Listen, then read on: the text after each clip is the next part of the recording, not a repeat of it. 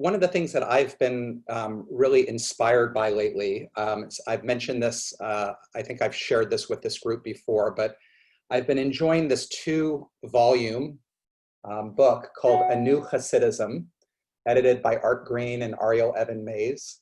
There's 2 volumes. One is called Roots and one is called Branches. And one of the things that that the authors are articulating is something that has been known for a while as Neo-Hasidism, as kind of a new way of being and thinking Jewish. It's kind of a new way, but it's also an old way, in that what makes it Neo-Hasidism is to come back to a lot of the teachings of the early Hasidic masters, which were teachings that were really about kind of a radical spirituality and aliveness of the tradition and the consciousness that could bring us to. And at the same time, though, what makes it neo or new is that it's taking those within our current time and consciousness and being able to take the values that we have of pluralism, egalitarianism, and all of the kind of social consciousness that's part of the 21st century, and be able to update many of these teachings within that light. And so it's a way of, that it's a whole nother subject matter to talk about the development of Hasidism from that early, very creative, inspiring, open space that was with the space of the Baal Shem Tov and his disciples, and how it's evolved over time to become a little more closed, and the things that we know of a lot of the ultra-Orthodox Hasidic movements today. So it's that the book is a kind of a reclaiming, and I want to share with you a couple pieces from Art Green, that he wrote something called a Neo-Hasidic Credo. And there is how many principles? There's 13 principles in the Credo. And I'm going to read you, maybe, let's try. I'll read you 5 of them, okay, or 4 of them. So first one, to be a chassid means to live in loving awareness of God's presence in all that we encounter, and to act in response to it. Our pursuit of chesed, of loving kindness, leads us to find sparks of divine light scattered everywhere, in every human being and throughout the world, but often hidden behind both real and illusory shells. Our task is to seek out and discover those sparks, even in the most unlikely places, in order to raise them up and join them to their source. The work of redeeming the sparks and restoring wholeness carried out in spiritual, physical, and social planes fills the daily life of the true chassid. It brings joy to the Shekhinah, the divine presence, and to us as we reaffirm the divine and cosmic unity. God needs to be served in every way. All of life is an opportunity for the discovering and responding to the divine presence. The way we relate to every creature is a mirror of our devotion to our single creator who lives in all of them. Second one, that joyous service of Yud He Vav He is the purpose of human existence. The one delights in each creature, in every single distinctive form in which it is garbed, but we human beings occupy a unique role in the hierarchy of ever-evolving creation, having the capacity for awareness of the larger picture and an inbuilt striving for meaning-making. We must shape that awareness so as to make us desire to serve, to fulfill our unique role as denizens of 2 worlds. We become most fully human as we stretch to realize the divine image in which we are created. Third one, the essence of our religious life lies in the deep inward glance, a commitment to a vision of spiritual intensity and attachment to the one. Surface appearances do not suffice for us. This is true with regard to our encounter with humans, both ourselves and others. It applies also to our view of the world as we seek the hidden one within the many. So too, it is the key to our encounter with Torah and religious praxis. We are ever in search for their deeper truth and approach them in quest for ever new layers of meaning. And just the last one that I'll read this morning. Outer deeds are important. The mitzvot are the forms into which we pour our devotion. They call out to us to be fulfilled. There is no Judaism without ahavat hamitzvot, a loving devotion to our forms of religious life. They are the tools our tradition gives us to achieve and maintain awareness. Each such mitzvah is to be seen as a great gift, an opportunity to stand in the divine presence in a unique way. At the same time, we need to recall that the mitzvot are means rather than ends in themselves. They are vessels to contain the divine light that floods the soul, concrete embodiments of the heart's inward quest. They also serve as paradigms for the rest of human actions. To live fully in God's presence is to do everything as if it were a mitzvah. So we'll begin our meditation with a melody, with a nigun. I invite you to find a comfortable place to sit that you can sit without, hopefully without moving too much for the next period of time.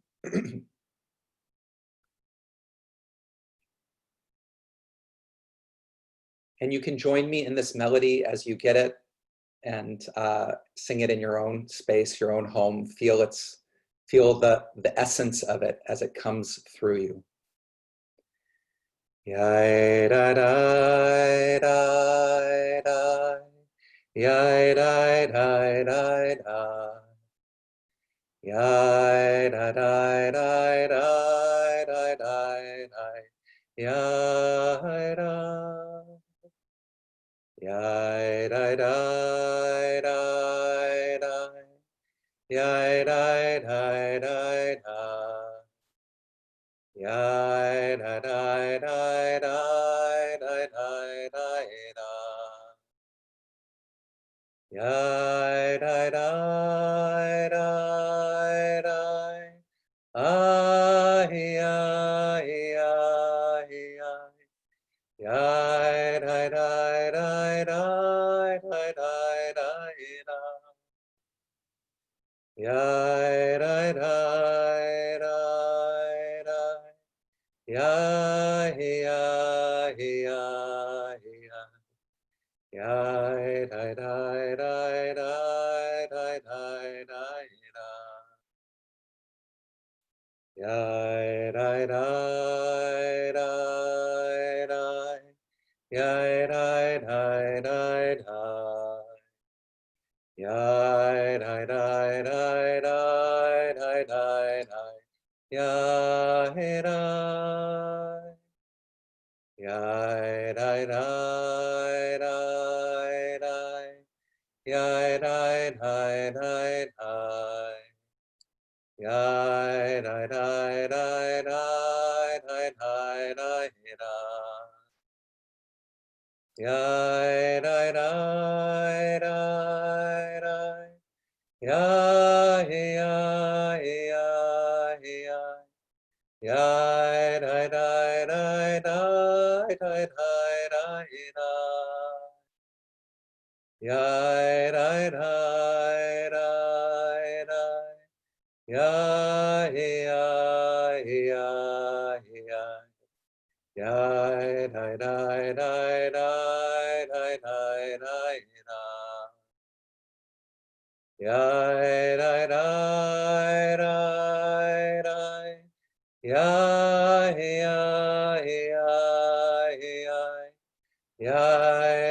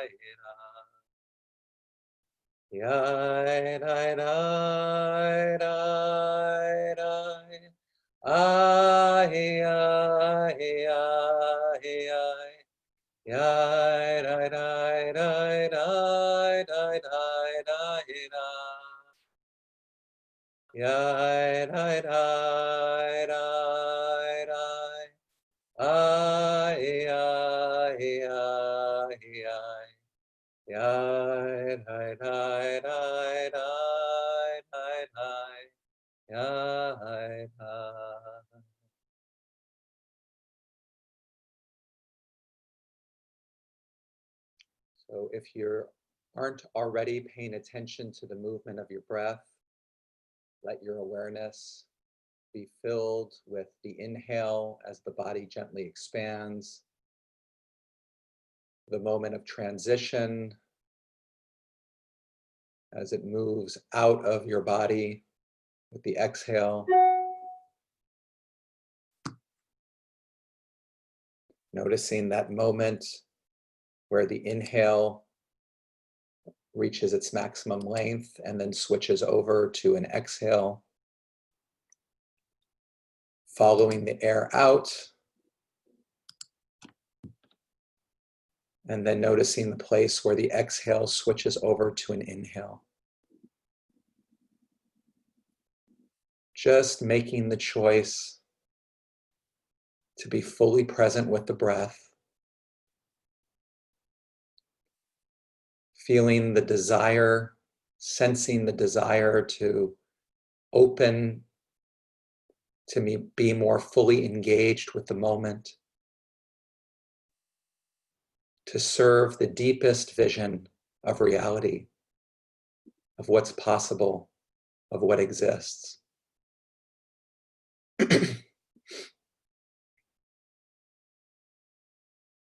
And letting that desire motivate your attention to this moment. Letting your awareness expand beyond the breath to encompass the sense of your body in space, the pressure between your bottom and the chair or cushion, the contact between the bottom of your feet and the floor, the distance between the bottom of your spine and the top of your head, the way that your arms hang out of your shoulder blades and the resting place of your hands.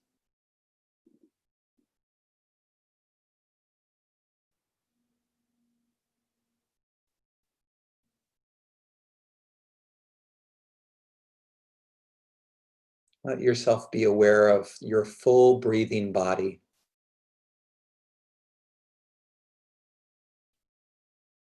The movement of breath as it goes in and out of you. A sense of the whole body, the whole outline of its form and shape. The sensations on your skin as you breathe.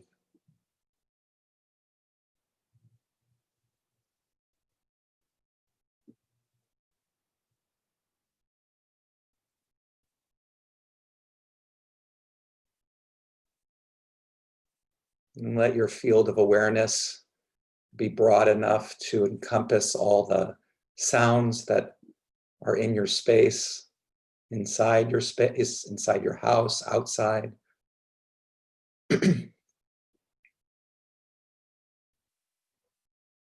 Letting all of that be present with the movement of breath, with the sensations in the body.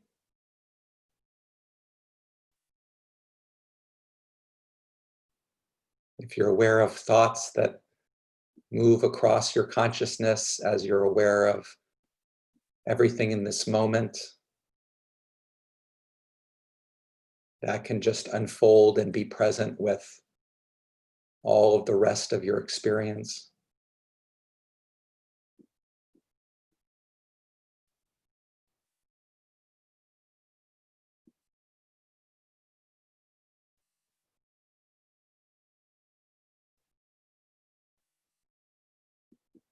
The path of the chassid is to serve God in all ways, to be present to the presence, to the God presence in all things.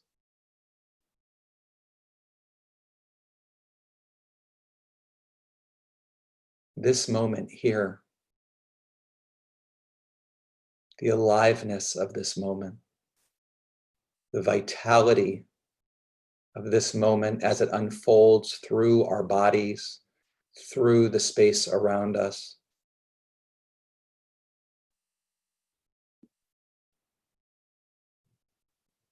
Serving God in this moment means to recognize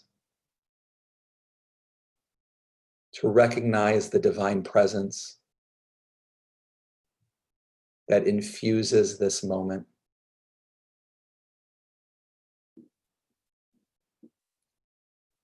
And to bring all of our attention to it.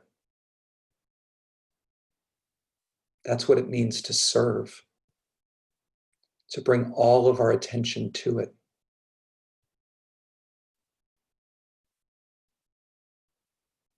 To say, this is my priority. This is my focus.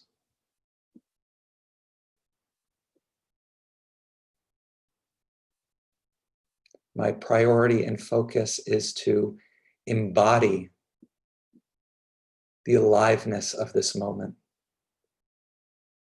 To recognize that behind the many forms that my experience takes, the variety and multitude of experiences that's rolled into this moment, that the one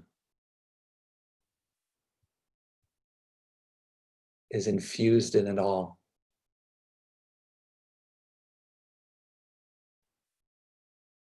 The highest and the deepest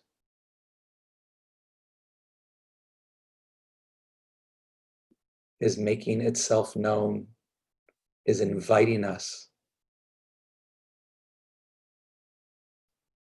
into this moment through what is here.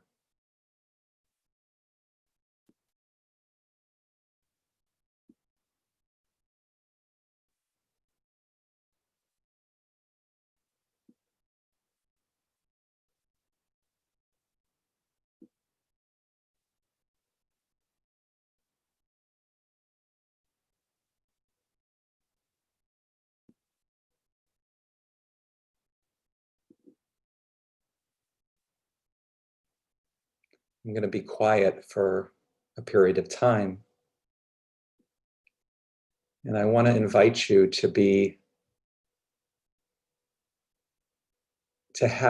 aware that your attention is driven by your desire for depth, for aliveness, for relationship with that which is most real.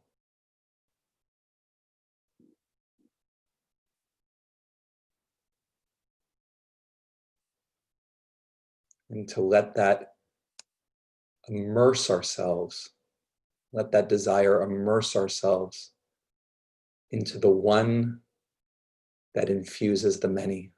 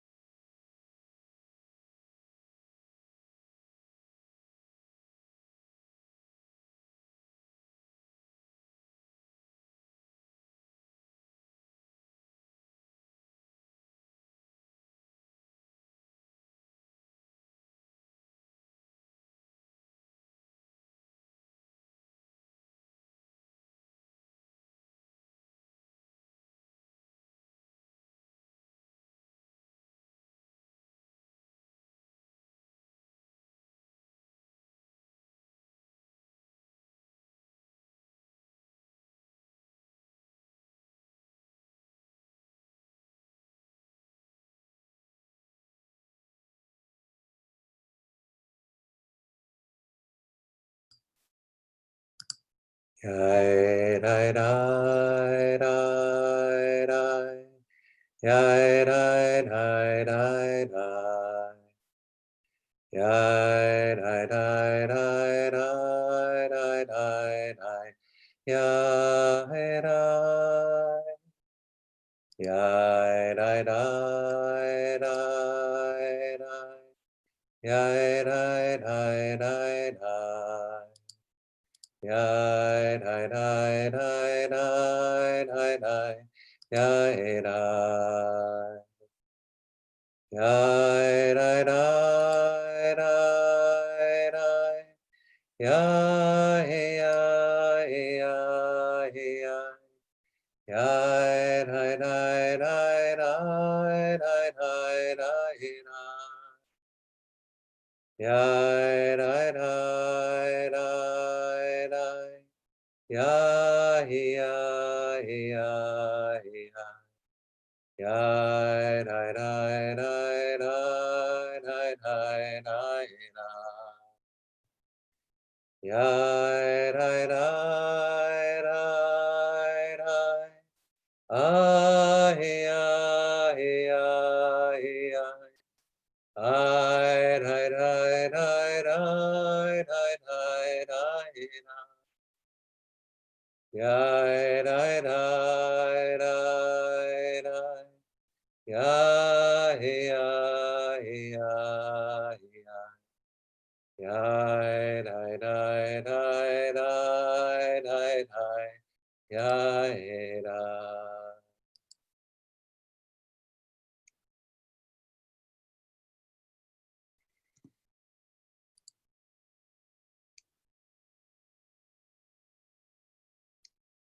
There's a teaching that God is prayer.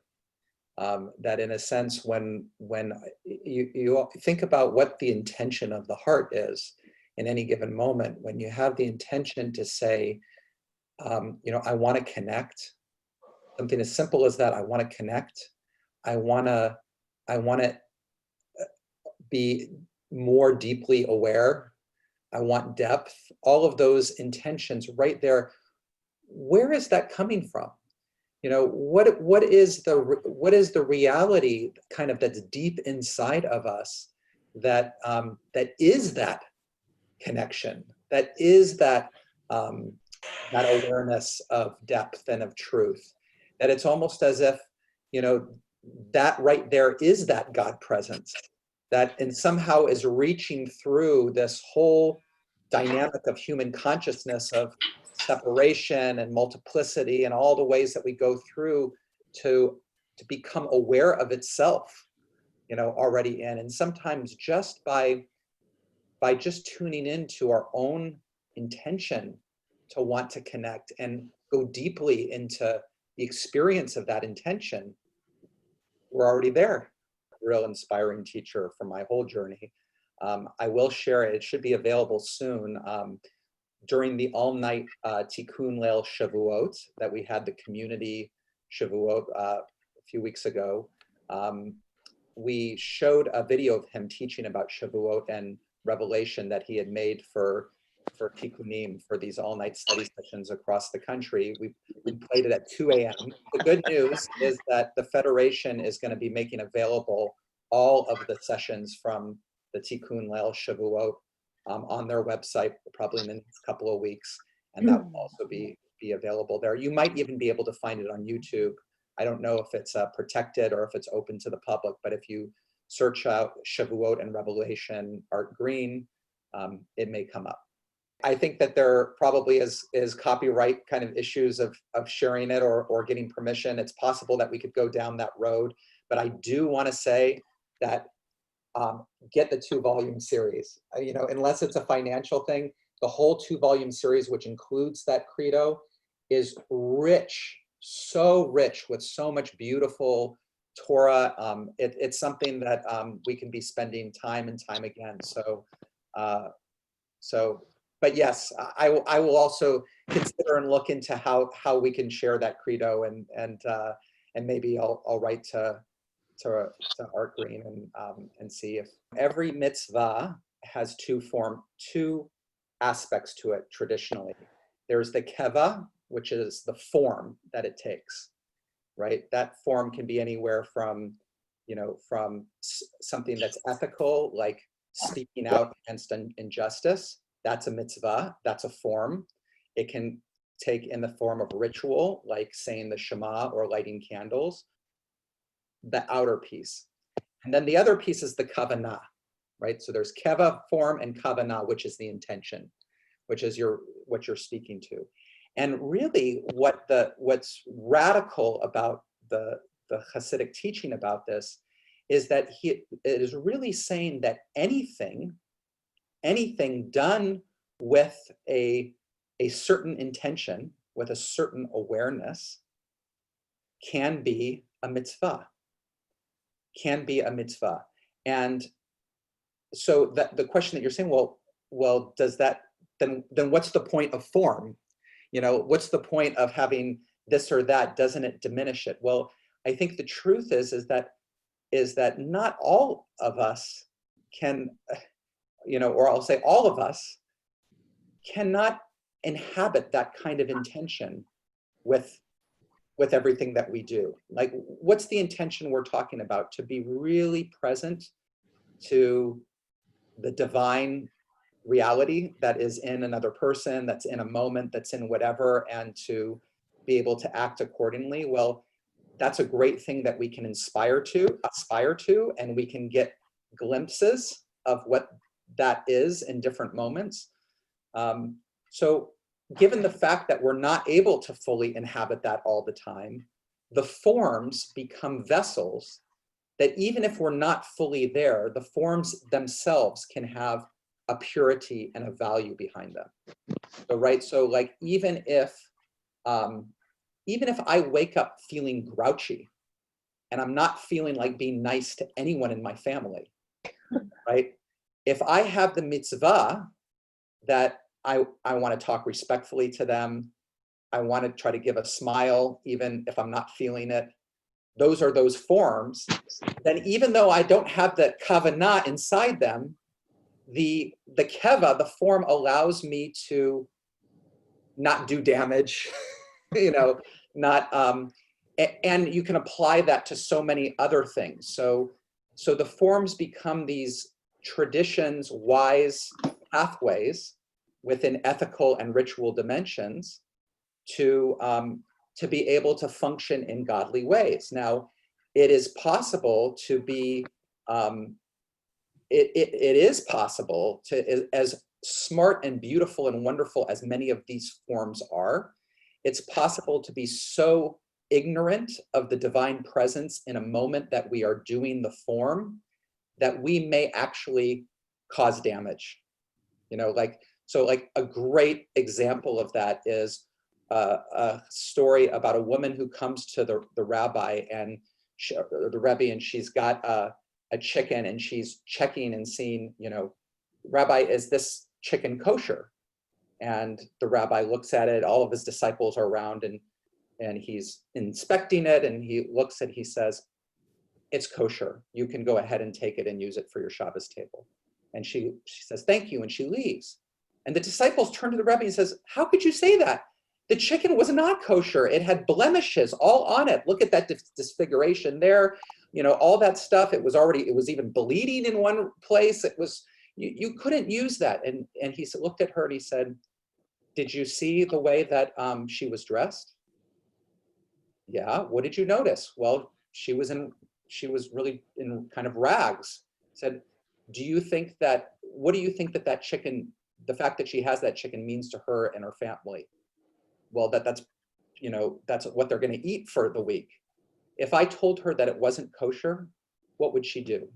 And immediately gave that you have this ritual form of kashrut that's there, but if the rabbi wasn't in tune with what he was actually doing in that moment, what that person was asking for, what that person was needing, how divine presence needed to manifest in that moment, then the form itself would actually become a barrier to it. So I think with all of it is, these forms become these wise pathways, but ultimately we don't just look for those forms in order to be awakened to God's presence, but realize that God's presence is possible in every moment.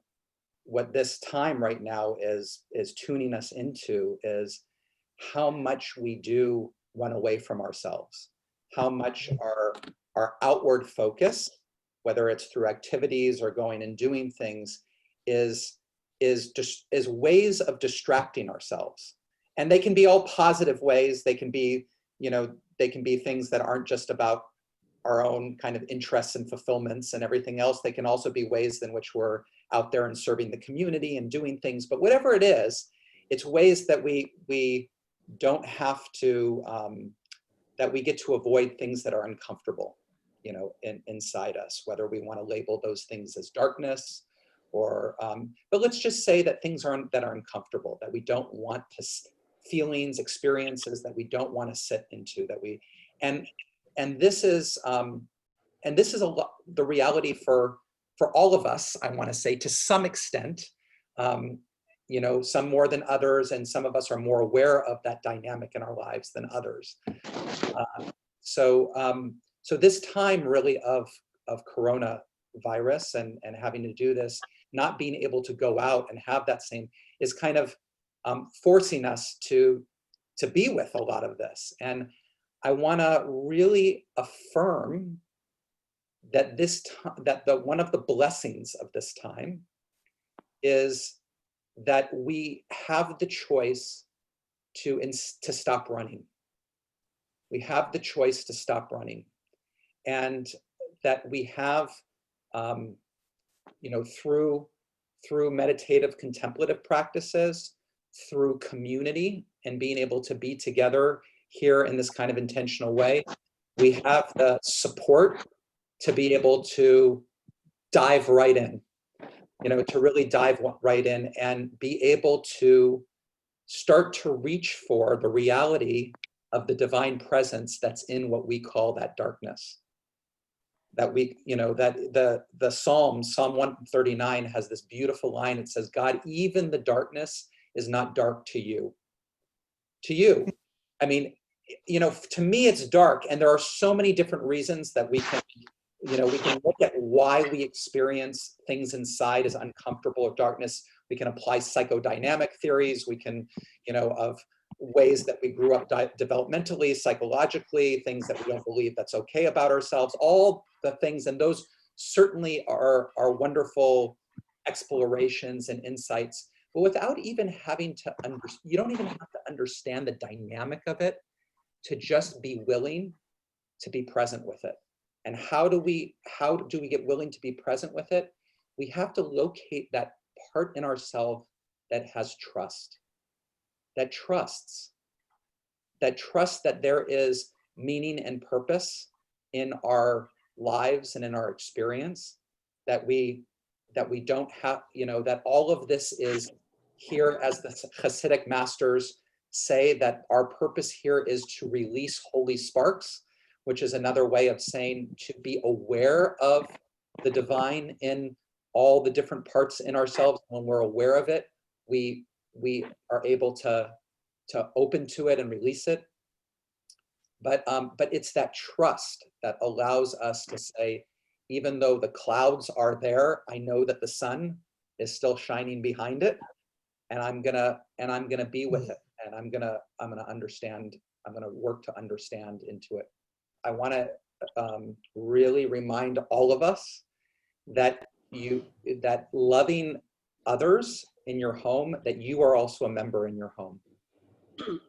You are also a member in your home. So it goes together. It's not about loving myself versus loving the others in my family. It's all of it together. So at the same way that you have the intention towards being loving towards the people in your home that you're together, we have to apply that same intention to ourselves and into what our own experience is. And I know that because of the way that some of us have been raised, that doesn't seem so clear all the time. Or, I definitely was raised with this message from my mother, who I am grateful for in so many ways. But but part of the way that she kind of passed on her mishigas to me was to say that to say any way that I directed attention towards myself was selfish. And I know that this is something that is probably more common to women than it is to men, this particular message. But there it was. And so suddenly there's a conflict, myself, others. How do I, that dichotomy is an illusion. All right, everybody, thank you so much. I just so appreciate your Torah, your thoughts, your experiences, and I look forward to next Tuesday.